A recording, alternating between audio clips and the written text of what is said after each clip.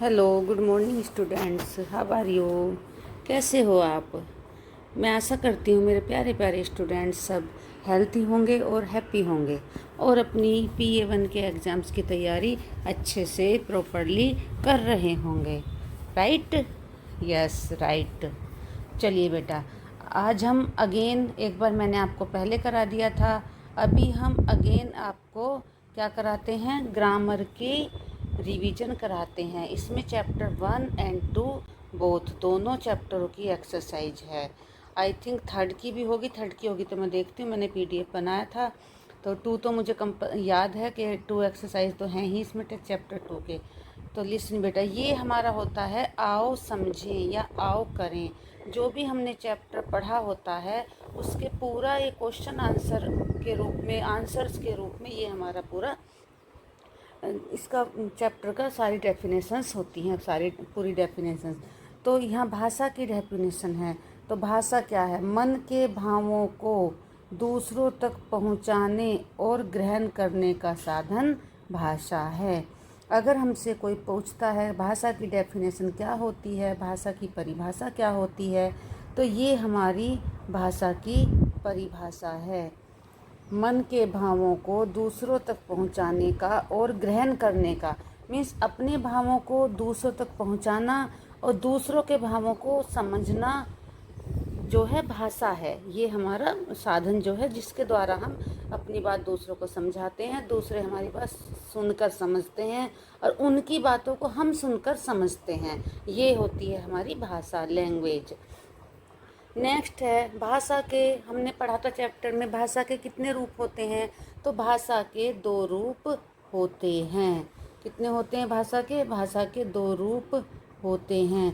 कौन से, मौखिक भाषा और लिखित भाषा। राइट, मौखिक भाषा और लिखित भाषा। ओके, तो मौखिक भाषा कौन सी होती है, जो हम बोलकर बातें करते हैं आपस में, वो होती है मौखिक भाषा। और लिखित भाषा वो होती है जो हम लिखकर, लिखे हुए को पढ़कर समझते हैं, या लिखे हुए का लिखित में उत्तर देते हैं, वो भी लिखित भाषा। या लिखे हुए को जो हम पढ़कर समझते हैं वो होती है लिखित भाषा। ओके, भारत की राजभाषा क्या है, भारत की राजभाषा जो है हिंदी है। अगर क्वेश्चन आता है कि भारत की राजभाषा क्या है, तो आंसर में आएगा भारत की राजभाषा हिंदी है। ओके, भाषा को, नेक्स्ट है हमारा, भाषा को लिखने के लिए निर्धारित किए गए चिन्हों को लिपि कहते हैं। सभी भाषाओं को, सभी लैंग्वेजों को लिखने के लिए एक चिन्ह होते हैं, चिन्ह जो हैं रखे गए हैं, तो उन चिन्हों को क्या कहते हैं, उन चिन्हों को लिपि कहते हैं। और हिंदी भाषा कौन सी लिपि में लिखी जाती है, देवनागरी लिपि। हिंदी भाषा की लिपि देवनागरी है। ओके, तो क्वेश्चन हमारा क्या है, हिंदी भाषा की लिपि क्या है, तो हिंदी भाषा की लिपि देवनागरी है। ओके, अब आता है व्याकरण क्या है। तो ये हमारे व्याकरण की डेफिनेशन है कि व्याकरण क्या है। भाषा के शुद्ध रूप का ज्ञान कराने वाला शास्त्र व्याकरण कहलाता है। तो भाषा के शुद्ध रूप का ज्ञान कराने वाला शास्त्र व्याकरण कहलाता है। ठीक है, जैसे फॉर एग्जाम्पल हमने जो है ये बनाया, एक वो कनिका वाक्य बनाया, कनिका नाच रहा है, तो क्या ये हमारा राइट है, नो। कनिका गर्ल्स नेम होता है तो ये हो जाएगा हमारा गलत। तो क्या आएगा, कनिका नाच रही है। तो इसका जो हमें जानकारी मिलती है ये हमें व्याकरण के द्वारा ही मिलती है। ओके, नेक्स्ट आता है, मुझे एक सेंटेंस मैं आपको बताती हूँ। फॉर एग्जाम्पल, मेरे को अपनी माँ के साथ जाना है, तो क्या ये सेंटेंस राइट है, मेरे को अपनी माँ के साथ जाना है, नो, यह सेंटेंस गलत है। ठीक है, तो राइट सेंटेंस क्या बनेगा, मुझे माँ के साथ जाना है। ओके, तो ये जो वाक्य शुद्ध है अथवा अशुद्ध है, यह हमें कैसे पता चला बच्चों, इसकी जानकारी हमें व्याकरण से मिली। ओके, तो व्याकरण से कैसे मिली, भाषा को सही ढंग से बोलने और लिखने के लिए कुछ नियम बनाए गए हैं। इन नियमों से ही हमारी भाषा को शुद्ध रूप में लिखना, बोलना और पढ़ना सीखते हैं। ये नियम एक सूत्र में बंधे होते हैं, यह सूत्र ही व्याकरण कहलाता है। व्याकरण के माध्यम से ही हम लिखना, सुनना, बोलना सीखते हैं और ये एक सूत्र में बंधे होते हैं, यह सूत्र ही व्याकरण कहलाता है। राइट, अब आगे चलते हैं हम। ये हमारा हो गया। ये बेटा आपको जो है एक्स्ट्रा नोटबुक में सारा लिखना है, ये सारी डेफिनेशंस हैं, ओके, परिभाषाएं हैं। नेक्स्ट आता है हमारा चैप्टर नंबर 2। ये है हमारा चैप्टर नंबर 2। तो चैप्टर नंबर 2 कौन सा है हमारा? वर्ण। वर्ण है, तो वर्ण की हमने सारा चैप्टर पढ़ लिया है। ये मैंने थोड़ा सा रिवीजन आपके लिए निकाला है, जो चैप्टर के मेन पॉइंट हैं, ओके। मेन पॉइंट समझाने के लिए ये मैंने आपके लिए PDF बनाया है। राइट, तो वर्ण क्या होता है हम यहाँ समझेंगे। वर्ण क्या होता है? वर्ण भाषा की सबसे छोटी इकाई होते हैं। हमने वर्ण की डेफिनेशन में पढ़ा था, वर्ण भाषा की छोटी से छोटी वह इकाई अथवा ध्वनि है जिसके खंड नहीं किए जा सकते, जिसके टुकड़े नहीं किए जा सकते। तो वर्ण वह छोटी से छोटी इकाई है। अब नेक्स्ट आता है वर्ण कितने प्रकार के होते हैं, ये हमारा क्वेश्चन है। वर्ण कितने प्रकार के होते हैं? तो वर्ण 2 प्रकार के होते हैं, स्वर और व्यंजन। राइट, स्वर और व्यंजन वर्ण जो हैं 2 प्रकार के होते हैं, ओके। नेक्स्ट आता है हमारा स्वर का उच्चारण स्वतंत्र रूप से होता है, जबकि व्यंजनों का उच्चारण स्वरों की सहायता से होता है। ये हमने चैप्टर में पढ़ा है बेटा। स्वर जो होता है वो स्वतंत्र होता है, उसका उच्चारण स्वतंत्र होता है, उसको किसी व्यंजन की या अदर स्वर की सहायता की ज़रूरत नहीं होती, जबकि व्यंजन का उच्चारण स्वर की सहायता से होता है। यहाँ हमारा कट गया है इधर, तो स्वर की सहायता से होता है। मैंने आपको चैप्टर में या पहली एक वीडियो में समझाया था कि हर एक व्यंजन में ए स्वर मिला होता है, ए स्वर छिपा होता है। ये वाला ए स्वर जो है छिपा होता है। राइट, तो जब उसको हम व्यंजन से अलग कर देते हैं तो व्यंजन में जो है हलंत लग जाता है और व्यंजन हाफ हो जाता है। हलंत कर जैसे इस प्रकार से हमने, और यहाँ ऐसे करते हैं ना, ये जो टेढ़ी सी लाइन खींचते हैं, ये हलंत होता है। राइट, और जब इसमें से ए अलग कर देते हैं तब वो हलंत होता है, ओके। तो इसी प्रकार से स्वरों का जो प्रयोग होता है वो स्वतंत्र होता है और व्यंजनों का जो उच्चारण होता है वो उसको स्वर की आवश्यकता होती है, ओके। अब नेक्स्ट आता है हमारा स्वरों का मूल रूप, उसके मूल रूप, स्वरों का प्रयोग उसके मूल रूप में भी किया जाता है। राइट, अब आप कैसे जानोगे? स्वरों का प्रयोग उसके मूल रूप में भी होता है। ये मैंने आपको समझाया था। जैसे हमने लिखा इमली, ठीक है, इसका हम वर्ण विच्छेद करेंगे तो यहाँ ई है, ई का ये मूल रूप है स्वर का, तो ई प्लस में प्लस, इसको धन भी बोलते हैं, प्लस के साइन को धन, ए धन ले हलंत और धन बड़ी ई, इस प्रकार से। तो ये जो है हम मूल रूप हो गया इसका।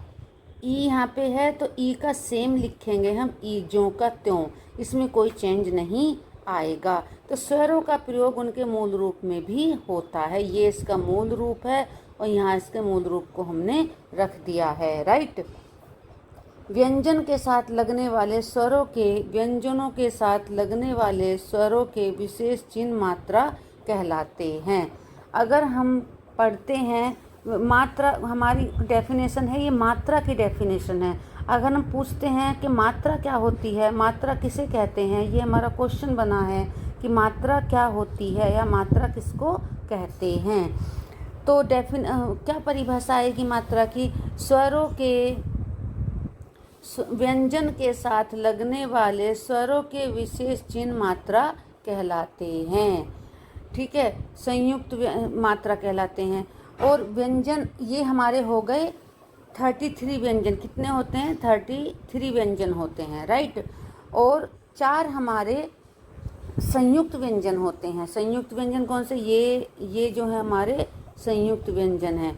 6 संयुक्त व्यंजन, त्रय, ग, श्रय, ये हमारे संयुक्त व्यंजन हैं। हमारी वर्णमाला में 4 संयुक्त व्यंजन होते हैं। तो संयुक्त का मीनिंग क्या होता है?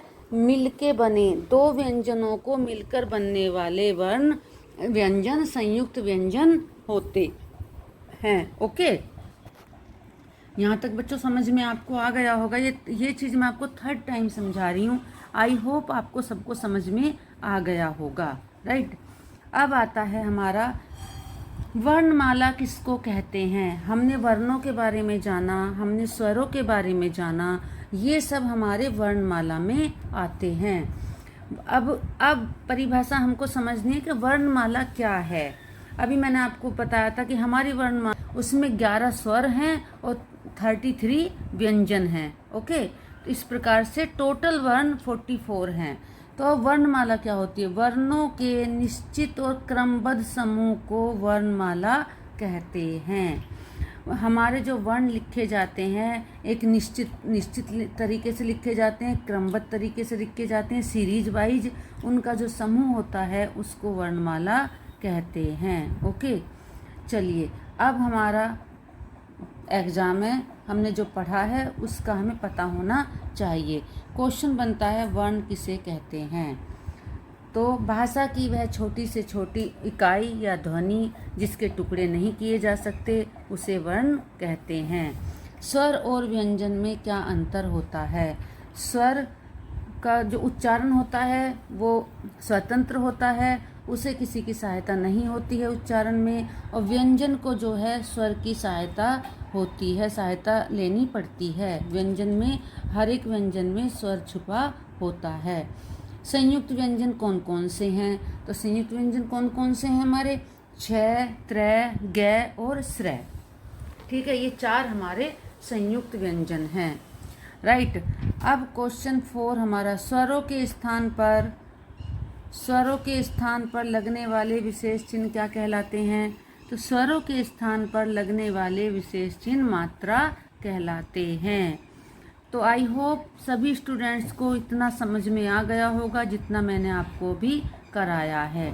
ठीक है, तो ये हमारे शब्द का आ गया है। शब्द कौन से शब्द? जो हमने सार्थक शब्द पढ़े थे, निरर्थक शब्द पढ़े थे।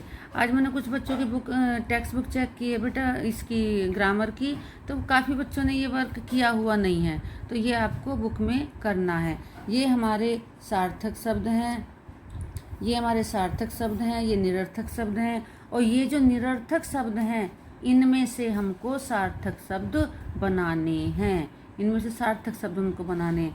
चाबी, गगन, ओके, और काली खिड़की, ये हमारे सार्थक शब्द हैं, अर्थफुल शब्द हैं। और ये लीमू, सकरस, धापो, राघो, ये हमारे मीनिंगलेस हैं, इनका कोई अर्थ नहीं है। तो इनमें से हम यहाँ सार्थक शब्द बनाएंगे। मूली, सर्कस, धापो तो पौधा, राघो तो घोड़ा। ओके, इसी प्रकार से राघो घोड़ा हो गया। टटमार तो टमाटर। फिर आता है हमारा लुआ, आलू। ठीक है, आलू। और तलरवा, तलवार। रजाबा, बाजार। इपारचा, चारपाई। मन, थीमे, अमन और मेथी। अमन और मेथी, ये हो गया है हमारा शब्द, शुद्ध और अशुद्ध शब्द। ओके, ठीक है, आज हम इतना ही करेंगे बेटा, ये ज़्यादा हो जाएगा, बहुत बड़ी वीडियो हो जाएगी। आज हम इतना ही करेंगे। आई होप आपको समझ में आया होगा। ये सब आपको वर्क एक्स्ट्रा नोटबुक में लिखना है। Okay, bye, take care.